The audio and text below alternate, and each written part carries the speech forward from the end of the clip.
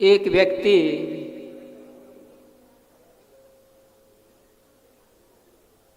की अवस्था उसकी वृद्धावस्था है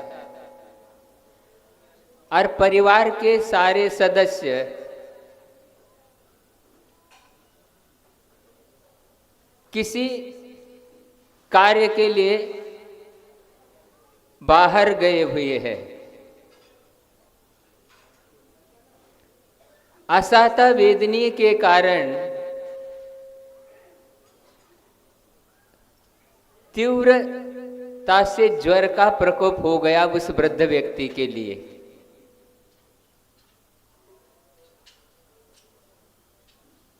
और उस कारण से अब घर में कोई है नहीं, बुखार तो तेज आ रहा है, तो अब क्या किया जाए। और एक सीमा से ज्यादा ज्वर होने के कारण व्यक्ति बुखार में बर्राने लगता है। होता है कि नहीं होता है ऐसा। और इसी धुन में घर से वो बाहर निकल गए और जाकर के यही समय था समझ लो, वहां पर एक अपने ऑफिस में युवक बैठा था, उसके पास जाके पहुंच गए। अब उनके लिए वो अवस्था की दृष्टि से पोते जैसा है, जवान लड़का है, वृद्ध व्यक्ति के लिए कहने लगे, देखो बेटा, मुझे बहुत बुखार आ रहा है, जल्दी जल्दी इसका उपचार करो। अब वो लड़का समझदार था। जो युवक बैठा वहां कुर्सी पर, उन्हें देखा कि बहुत तेजी से बुखार आ रहा है, लेकिन उन्होंने कहा, दादाजी कि उन व्यक्ति के पास आपको जाना है कि मैं यहां बैठा हूं, मैं डॉक्टर नहीं, मैं वकील हूं। वकील समझदार था, वो जिनेंद्र भगवान के शासन को मानने वाला था। और वहां दूसरी जगह वो भेज दिया। उन्होंने उसको अपने विवेक से समझ करके कि दादाजी परेशान है, कि वो डॉक्टर के पास आपको जाना है। और फिर वहां पर पहुंच गया। पहुंचने के बाद वहां पर भी वही स्थिति है, डॉक्टर तो मिल गया उनको, लेकिन उन्होंने कहा कि आपको बुखार बहुत तेज है, परेशानी हो रही है। मैं डॉक्टर तो हूं, लेकिन कौन सा, पशु चिकित्सक। हुआ क्या, अपने को कष्ट है, पीड़ा है, लेकिन वो उस प्रकार का सावधानी नहीं रह पा रही है। किस कारण से, तीव्रता के कारण। और वहां पर वो जो है, उस कारण से भी उन्होंने कहा, वैसे देखा जाएगा एनिमल कहने से सभी प्राणी उसमें आ जाते हैं, फिर भी मनुष्य की चिकित्सा करने वाला अलग है, पशु की चिकित्सा करने वाला अलग है। वहां भी उनका उपचार नहीं हो पा रहा। फिर लेकिन उन्होंने क्या किया, अपना जो कंपाउंडर था उसके लिए उसको दादाजी के साथ देकर उन्होंने कहा, उस डॉक्टर के पास इनको सही ठिकाने के पहुंचाओ, ताकि बार बार परेशानी न हो। बात हुई क्या, अपने लिए जो भी कष्ट है, पीड़ा है, दूर करने की बात तो चल रही है, लेकिन कहां पहुंचना है और किसके पास उसका उपचार होगा, यह जानकारी भी होना आवश्यक है। और जाकर के वहां पर उनके लिए पहुंचाया गया। ठीक है, अब डॉक्टर वहां पर पहुंच गए और मान लो उनका जो निरीक्षण करके उन्होंने कहा कोई बात नहीं है, इसका उपचार हो जाएगा।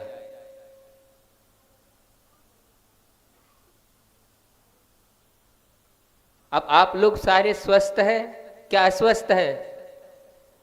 हैं? स्वस्थ है, जब भी तो आकर के यहां बैठे सुनने के लिए। नहीं, स्वस्थ नहीं है, स्वस्थ है।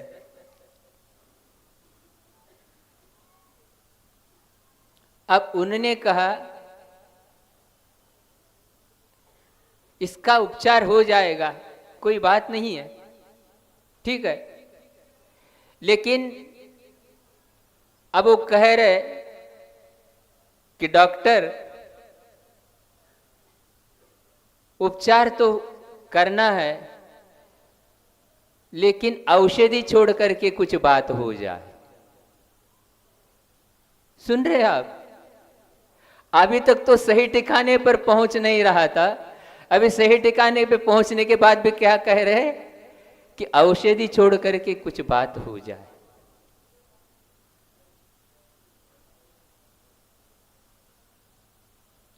तो होगी बात ऐसी। आज दिनांक कितना है? 17 तारीख है। आचार्य कुंद देव ने अनेक पहाड़ों की रचना की है, उसी में से एक दर्शन पहाड़ है। अष्टपहाड़ जो ग्रंथ है, प्रथम पहाड़ उसका है। आचार्य महाराज जी ने हम लोगों के लिए 1993 में आतिशय क्षेत्र रामटेक में इस ग्रंथ का स्वाध्याय कराया था। उसमें वही आचार्य महाराज हम लोगों के लिए बात कह रहे हैं। एक गाथा आती है उसमें दर्शन पहाड़ की। आज दिनांक कितना है? 17। वो 17वें क्रमांक की ही गाथा है। जिन वय नमो सहमिनम विषय सुहविरेयनम अमिद भूयम जर मरण वायु हरणम खय करणम सवदुखानम। जिनेन्द्र भगवान के वचन ही औषधि है। लेकिन वो औषधि कैसी है? विषय सुख का विरेचन करने वाली है। मतलब पंचेंद्रिय के विषय का सुख का आप अनुभव करो और फिर भी हम स्वस्थ हो जाए, ऐसी स्वस्थता इसमें नहीं मिलने वाली। जर मरण वाहि हरणम, जन्म मरण व्याधि सबका जो है नाश करने वाली है वो। और कैसे? क्षय करणम सब, सभी दुखों का क्षय करने वाली है। शारीरिक मानसिक आगंतुक वाचन कोई किसी प्रकार का भी दुख वहां शेष नहीं रहने वाला है। सोचो आप ये। तो ये कौन? मात्र एक जिनेन्द्र भगवान का वचन ही ऐसी औषधि है जो सभी प्रकार के दुखों का क्षय करने वाली है। आचार्य महाराज जी ने इसका पद्यानुवाद भी किया है। पूरे जितने भी आठों पहाड़ के जो भी ग्रंथ उन्होंने। पीयूष है विषय सौख्य विरेचना है, पीते सुशीघ्र मिटती चिर वेदना है। भाई जरा जन्म रोग निवारती है, संजीवनी सुख करी जिन भारती है। जैसा उन्होंने प्राकृत में दिया वही पूरे के पूरे भाव आचार्य महाराज जी ने इस हिंदी भाषा में जो का त्यों। आचार्य कुंद देव भी आचार्य महाराज आचार्य परमेष्टि थे और आचार्य गुरुदेव भी आचार्य श्री। देखो कितना सरल भाषा में। वर्तमान की चिकित्सा लेकिन इस पद्धति से नहीं है। क्या है? क्योंकि वहां जो है जो औषधि के साथ पथ्य उसका जो बता रहा है वो पथ्य नहीं है।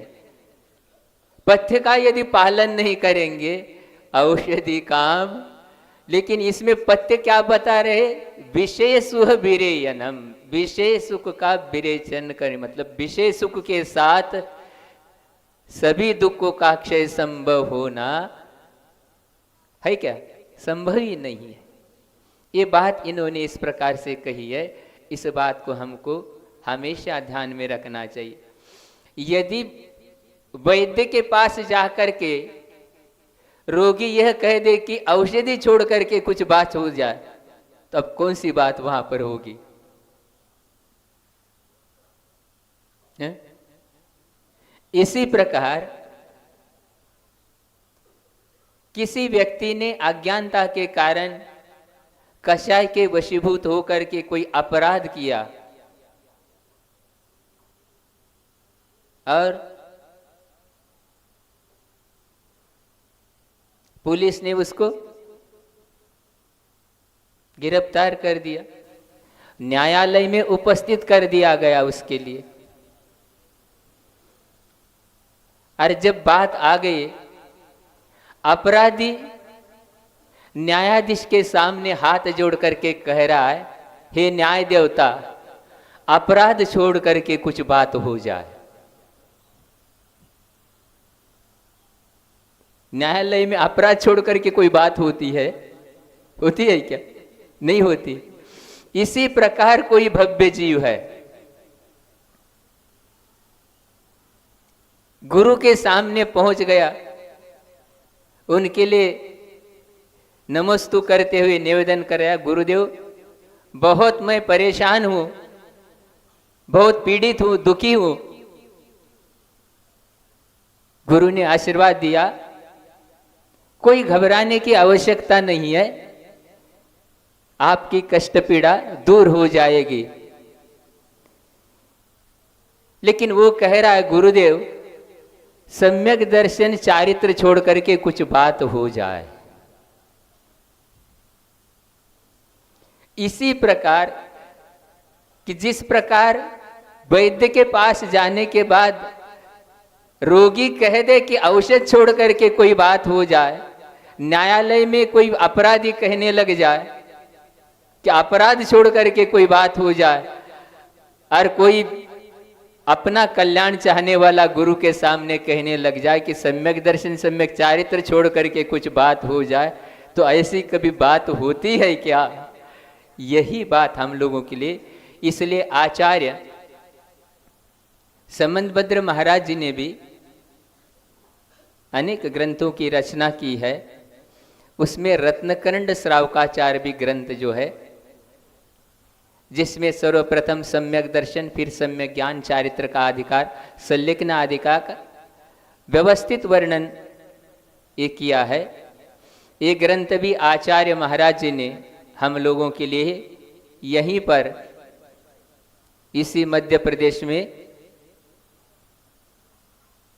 जहां शांतिनाथ भगवान है, कहां पर, बीना बारा, वहां पर ग्रीष्म काल में, वो भी 1993 में ही पढ़ाया था। उसमें भी सम्यक दर्शन के 8 अंगों में, जो आप पूजा में भी पढ़ते, वत्सल अंग सदा जो ध्यावे, सो तीर्थंकर पदवी पावे, वो भी 17वें क्रमांक की ही कार्य का है रत्नकंड श्रावकाचार्य की। सुन रहे ना, अष्टपाहुड़ का भी बता दिया अभी रत्नकंड श्रावकाचार्य में। स्वयुत्थान प्रति सद्भाव सनाथा पेत कैतवा प्रतिपत्तिर यथा योग्यम वात्सल्यम अभिलप्यते। यूथ का अर्थ होता है समूह। अपने समूह में रहने वाले जो साधर्मी भाई है, उनकी योग्यता के अनुसार, अथवा जो भी जिनके साथ वात्सल्य रखा जा रहा है, उनकी योग्यता के अनुसार, प्रतिपत्तिर यथा योग्यम, योग्यता के अनुसार, योग्यता एक सी है क्या भिन्न भिन्न है? भिन्न भिन्न है। इस चीज को भी हमको ध्यान में रखना चाहिए। और यदि ध्यान में नहीं रखेंगे, क्योंकि ये आचार्य समंत भद्र महाराज जी है, अनेकों आचार्य इस पंचम काल में हो गए इस दिगंबर परंपरा में, लेकिन आचार्य समंत भद्र महाराज एक ऐसे आचार्य हुए हैं कि जिन्होंने आप्त की भी परीक्षा की है। आप्त अर्थात भगवान की भी परीक्षा की है, और भक्ति भी वैसे की है, केवल परीक्षा नहीं की। सोचिए, स्वयंभू स्तोत्र में संभवनाथ भगवान की स्तुति करते हुए कहते, शक्रोप्य शक्र स्तव पुण्य कीर्ते स्तुत्या प्रवृत्त किम मादृशोग्य।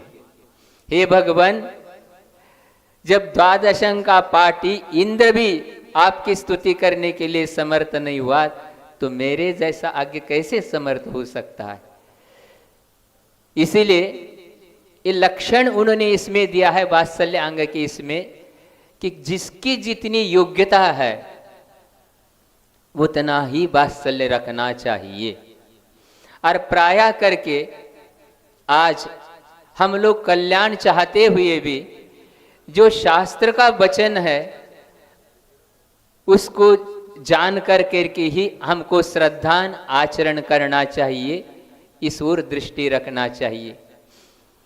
और प्राय करके लोग कहते महाराज हम तो कुछ जानते नहीं, आप जैसा कहेंगे। भाई हम तो कह रहे ठीक, गुरु तो कहे सीख गुरु करुणाधार। गुरु तो करुणाधारी होते, उन्होंने जो है कल्याण के लिए मार्ग दिया है।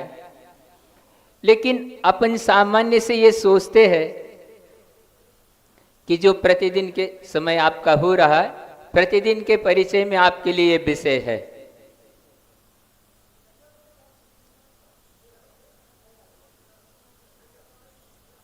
जैसे बाजार में आप लोग गए, चावल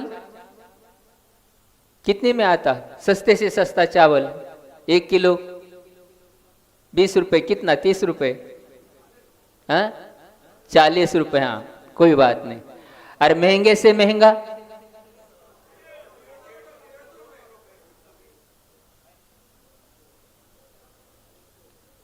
शहपुरा में 142, जबलपुर में जाएंगे तो और भी उससे भी ऊंचा कोई हो सकता है, हो सकता है हम कह रहे हैं, अब हमको तो पता नहीं है। हाँ, अब कोई ये व्यक्ति कहेगा, अब सोचना ये है 40 में भी मिल रहा है और 200 में भी मिल रहा है 1 किलो, अंतर क्यों है? गुणवत्ता। यहां तो बात हमारे लिए समझ में आ जाती है, लेकिन इसी प्रकार धर्म कार्य में भी जब आचार्य महाराज हमारे लिए कह रहे प्रतिपत्तिर यथा योग्यम, प्रतिपत्तिर जिसकी जितनी योग्यता है उतना ही वात्सल्य रखना चाहिए योग्यता के अनुसार। और इसकी टीका में ही आचार्य प्रभाचंद्र महाराज जी, जो उसके संस्कृत टीकाकार है, रत्नकर्ण श्रावकाचार्य की अभी तक एक ही संस्कृत टीका देखने में आई है मुख्यतः से प्रभाचंद्र महाराज की, योग्यान अनतिक्रमेण, जिसकी जितनी योग्यता है उसका अतिक्रमण नहीं करना चाहिए। इसलिए इस ओर हमारी दृष्टि रहे, कोई भी क्रिया करते समय श्रद्धान समीचीन भी हो, उसके साथ ज्ञान समीचीन होने के कारण से योग्यता के अनुसार ही। महाराज हम कुछ नहीं जानते कहते, तो संसार में तो एक एक कार्य के लिए हम लाभ हानि जानते हैं, तो धर्म कार्य में भी ये सारी चीजें विवेक से ही करना चाहिए। अन्यथा क्या स्थिति होगी? फिर वही बात आएगी कि अपराध छोड़ करके कुछ बात हो जाए, औषधि छोड़ करके कुछ बात हो जाए, तो ऐसा कल्याण कभी नहीं होगा। तो इसलिए इन आचार्यों के वचनों पर विश्वास करते हुए, और कितनी एक ही बात कह दी कुंद देव ने, जिनेन्द्र भगवान के वचन सारे दुखों का क्षय करने वाली है। सोचो आप, ये इससे बढ़ करके कोई औषधि संसार में ना थी, है ना भविष्य में होगी। इसलिए अपने क्षोक्षम के अनुसार, शक्ति के अनुसार स्वाध्याय करने का भी हम लोगों के लिए होता होगा। स्वाध्याय यहाँ होता है, फिर भी हाँ होता है, और भी लोग हम इसको और स्वाध्याय के लिए जितना समय दे सकते हैं उतना दे करके अपने जीवन में कल्याण के मार्ग पे चले, इसी भावना के साथ। बोलो महावीर भगवान की। बोधि समाधि परिणाम शुद्धि, स्वात्मोपलब्धि शिव सौ के सिद्धि, चिंतामणि चिंतित वस्तुदाने त्वामंदमानस्य ममास्तु।